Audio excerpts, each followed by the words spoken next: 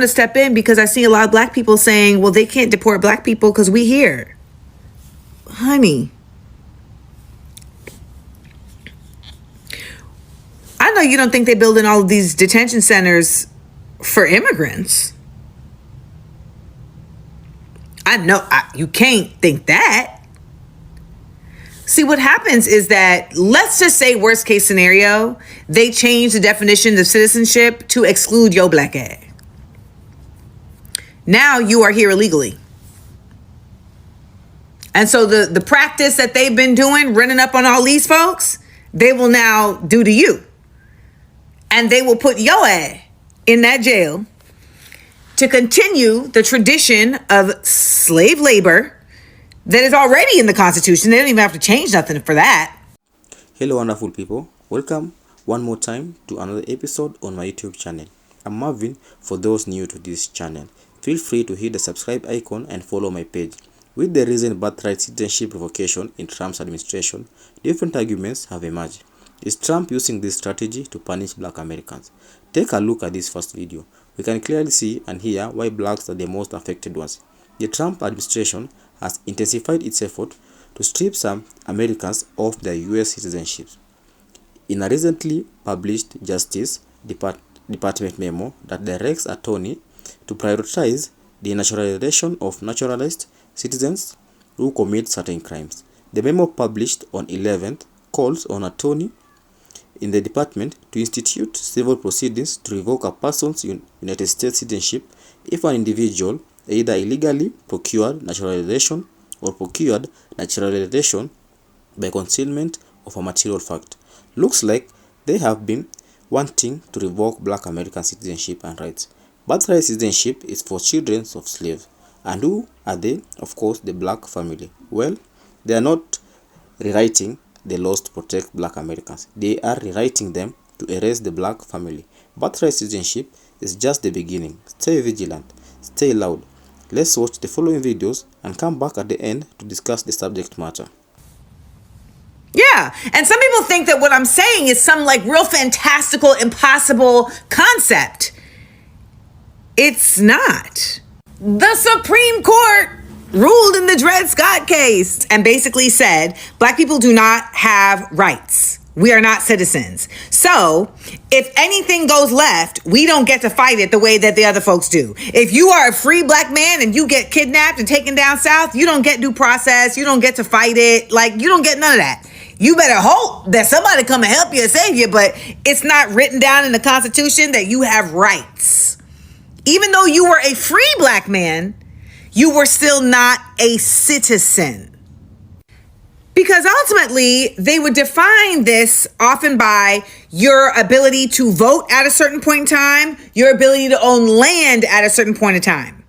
So I know some people think that we've made it so far that these things cannot be reversed, and I just don't ever believe that.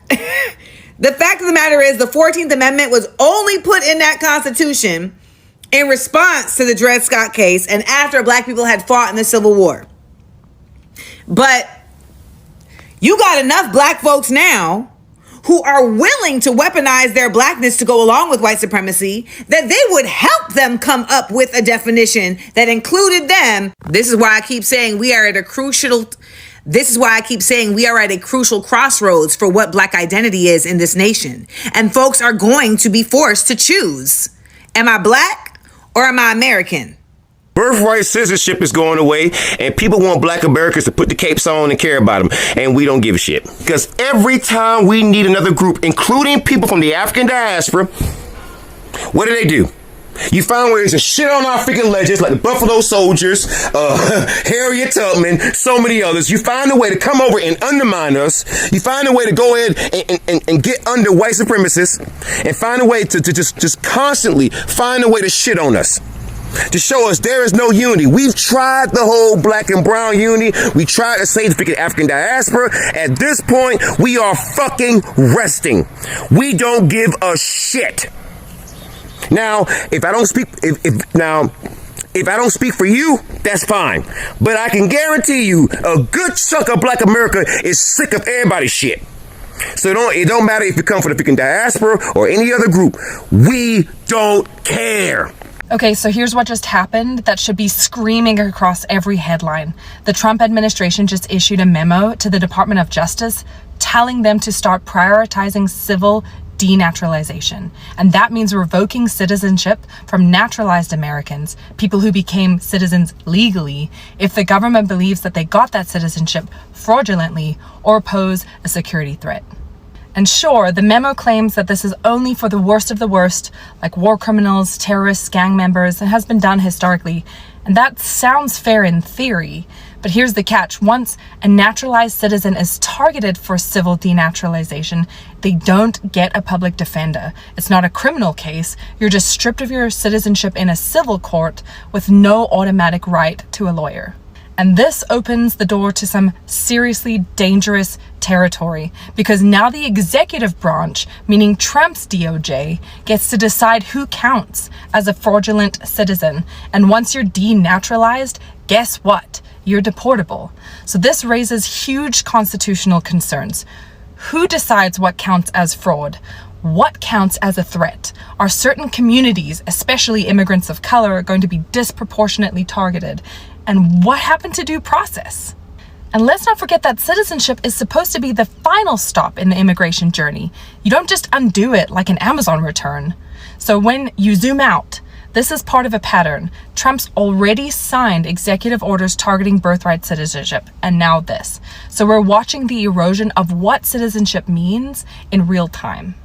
So if you're thinking, well, this doesn't affect me, you should ask yourself, if the government can take someone else's citizenship, what makes yours safe? So you should call your representatives, ask them where they stand, and if you're a naturalized citizen or you love someone who is, this isn't just politics, this is your life. Citizenship is supposed to be permanent. The Department of Justice just announced that they're going to start revoking citizenship for anybody who became an American citizen and has a criminal record. Let me break this down for you as fast and simple as possible. This is not going to affect anybody that was born here in the United States. So far, the Department of Justice is saying that it's for anybody who became an American citizen and committed major crimes after receiving their citizenship. And as of right now, it's something major, not something small like a DUI. One of the things that a lot of people need to understand as well is that there's two types of courts. There's a criminal court and a civil court. Criminal court, you're required to get a lawyer, and the government will provide you a lawyer if you cannot afford one. Civil court, if you cannot afford a lawyer, then you don't get a lawyer. So the Department of Justice is using civil court when they will try to deneutralize a person because they know that most people cannot afford a lawyer to go against them. And that's one of their tactics to guarantee that you will be deneutralized if they come after you. We already have one person who was deneutralized on June 13 of 2025, just a few weeks ago. Elliot Duke. He was born in the UK and served in the United States military and got his American citizenship. However, he committed some atrocious crimes. Not only did he lie when he became an American citizen and said he had no prior criminal record in the country that he's from, but that criminal record that he had in the UK, he continued that nasty stuff in the United States. This man was receiving and distributing child sexual abuse material. And now Duke did have a lawyer to try to fight this, but because of his crimes and how atrocious they were, he lost, and he lost his citizenship in the United States. When it comes to Black Americans, immigration, and citizenship, I've seen some very interesting takes and comments. One of them being people facetiously saying, oh, where are they going to deport me back to? Mississippi? Alabama? An actual video that I saw that was very alarming was someone saying, oh, they wanted us here. Excuse me? The only want plus here plus us equals to be used as chattel. It was as a result of resistance, us learning how to read, although that was illegal and could cost you your life, us pushing back, us fleeing oppression, that we were able to get rights, something they have never wanted for Black Americans, which is why the wealth gap is so huge, which is why we populate prisons over every demographic. No, you may not be deported to Alabama, but you may be Khalif Browder. Some of us couldn't even keep grandma's house, and y'all are going to convince me that you were able to still keep your great-great-grandmother-grandfather's birth certificate? Because that's what they're going after, the proof that your ancestors were actually born on this soil, not brought here. New civil enforcement priorities by the Justice Department came out, and they're going to start concentrating on denaturalizing people. They're going to target people who they think are terrorists, people who committed war crimes, who are national security risks, people who had felonies and didn't disclose it on their naturalization applications, people who committed fraud in their naturalization, people who committed violent crimes, sex offenses, human trafficking. The key thing to know about all of this is that it is extraordinarily difficult to denaturalize somebody. It's not a simple process. It takes years and years and years. It has to go through a federal judge, and then there's federal appeals. And they can't denaturalize you for anything you did after you became a U.S. citizen. Only if you were not qualified to become a U.S. citizen because you didn't disclose something to the government that they otherwise should have known about as part of the process of determining whether to naturalize you to a U.S. citizen. 99.99% of the people watching this video who are naturalized citizens have nothing to worry about. Breaking news. The Department of Justice announces plans to prioritize cases to revoke U.S. citizenship. This was just announced today, but the Justice Department is actively prioritizing efforts to denaturalize U.S. citizens. This is specifically citizens involved in certain crimes. This is all based on a memo that was leaked on June 11, 2025. At least one U.S. citizen was already denaturalized last week. A UK national became a U.S. citizen a few years ago, but was convicted of certain crimes involving children that happened before he became a citizen but never disclosed, already lost his U.S. citizenship. Denaturalization was used heavily in the 40s and the 50s during the McCarthy era. If you lied about your criminal convictions, these new efforts get your U.S. citizenship revoked. Crazy thing about this, they're going to pursue this for civil proceedings. It means people will not be entitled to an attorney. Based on what the Supreme Court did today, if anybody is having any conversations around birthright citizenship or citizenship as a whole, if you do not know who this man is, you should be ashamed of yourself. Because it's as a result of Dred Scott that birthright citizenship can exist. Dred Scott was enslaved by a U.S. Army surgeon by the name of Dr. John Emerson. Emerson took Mr. Scott to an area which would be considered between Illinois and Wisconsin, which at the time slavery was illegal. When Emerson died, Dred Scott tried to buy his and his wife's freedom from Emerson's widow, to which she refused. And this man, in the 1800s, sued her. This black man's case went to the Supreme Court in the 1800s. And one of the most infamous quotes that sets the precedence for how we are still treated in this country till this day as black Americans was stated by Chief Justice Robert B. Taney, that black people have no rights that a white man is bound to respect. The Dred Scott ruling of 1857 said that black people were not citizens and that we were not even allowed to sue in federal court, that Congress had no power to ban slavery, which invalidated the Missouri Compromise, and that Mr. Dred Scott had no legal standing, although he was in a state where enslavement was illegal. Dred Scott passed 1 year later, never to have seen the abolishment of slavery in the 13th Amendment, nor the rise of birthright citizenship with the 14th Amendment. So let him be a reminder that citizenship has always been racialized and contested. Donald Trump just won one of the biggest wins that he's ever won. You ever notice that when Donald Trump tries to implement any of the policies that he ran on, some random judge from somewhere will just pop up out of nowhere and start interjecting with their ideas? Well, those days are over. The Supreme Court just ruled in favor for Donald Trump against all of these judges. So now Donald Trump can finally get more important policies passed in this country without any issue or blowback. One of them being birthright citizenship. A lot of people are very ignorant in this country. They don't even know why birthright citizenship was created. It was created to ensure equal rights to formerly enslaved people after the Civil War. Not for people to come to this country and use it as a finesse tool to become an American citizen. That is not why it was created. And it should have been gone a long time ago, if I'm being honest. Things are finally going to start getting done around this bitch. Even though Donald Trump has been doing a damn good job, considering that every time he tries to get any of his policies done, somebody over here pops up with how they feeling. Oh no, I have an idea, and that judge over there wants this, and that judge over there, all of that's over. God bless America, man. Oh, man, this is Captain Kapash with a Take Ground Breakdown. Here we go. Donald Trump has just deported his first black American. The first black man has been deported. It's a brother who was born from the U.S. soldier on an army base, but he's a black man, and they just deported him. So that lets you know, you Negroes that was being cowards, trying to sit on the sideline and act like it ain't going to involve you, it ain't going to touch you. Like, what did Martin Luther King say? Injustice anywhere is injustice everywhere. And if you don't treat it as such, And you don't deserve to even speak about Martin Luther King, because you don't even believe it's just what he did. You know what I mean? So we black people need to get it together, come into the ICBK, learn more information, because we got to stand up for all our brothers and sisters, all 12 tribes of Israel, blacks, Hispanics, and Native Americans. Shalom. 25 million naturalized citizens are currently in the United States. But those of you that don't know, a few weeks ago, one of those naturalized citizens lost their citizenship. Elliot Duke was from the UK. They ended up coming over to the United States. They became a United States legal citizen. They joined the military. They were an active military veteran. But the past ended up coming back and biting them. They were charged and convicted in the UK of some pretty serious stuff. If you guys want to read it, you can read it. But they officially have lost their citizenship and they have been deported since this video. But this administration is now talking about expanding this, not to just naturalized citizens who come over and get citizenship.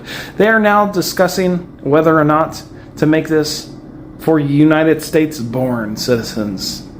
For those, not just with those kind of charges, but other offenses as well.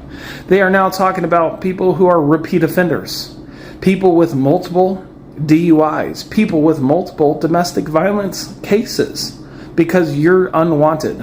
Those type of people should not be in society. In the words of Donald Trump, those people should not be United States citizens. Even though Donald Trump is a 34-time convicted felon, found guilty of his peers. Conversation around birthright citizenship is so intriguing to me because I've studied this historically, I've taught this in government classes, and its intended purpose was to protect African Americans and the children, the babies of African Americans from the status of slavery. And now we're talking about it because of non-citizens, because of illegal immigrants, because of undocumented immigrants. Since the court case that happened yesterday with Trump v. Casa, I feel like this conversation is really heating up. It is needed. This conversation is so needed. We truly need the Supreme Court to decide who this was truly intended for. The 14th Amendment's original intent was to protect formerly enslaved African Americans, to protect their children, granting them citizenship. And today we see the context of the 14th Amendment being stretched way beyond its initial context. Seen under the Biden administration, they failed miserably at protecting our borders, allowing illegal immigration to persist, crossing ports of entry, overstaying their visas.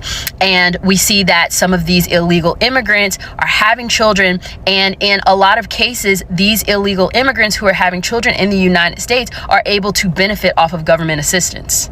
Obviously, we see that the 14th Amendment is being exploited because there's this collision of illegal activity reaping the benefits from our Constitution that was meant to protect us. And this is what we're going to see the Supreme Court decide in months to come. Does the 14th Amendment guarantee legal citizenship to children of parents with illegal status? And let's not pretend that this conversation is foreign, because globally, most of the world either one, does not grant citizenship automatically to children born of undocumented parents, or two, they may grant citizenship depending on the legality of the parent within the country. There is a precedent court case that the United States Supreme Court usually goes by, but we are long overdue. This court case happened in 1898. Basically, this court case said all children born on U.S. soil, regardless of parental status, has U.S. citizenship. But here's the catch. Wong Kim Ark's parents were legal residents of the United States. They were not undocumented. So obviously in 2025, we are dealing with a completely different reality, and it's time for us to put America first and change the incentive. The real question will be, how would removing birthright citizenship, the 14th Amendment, impact black Americans?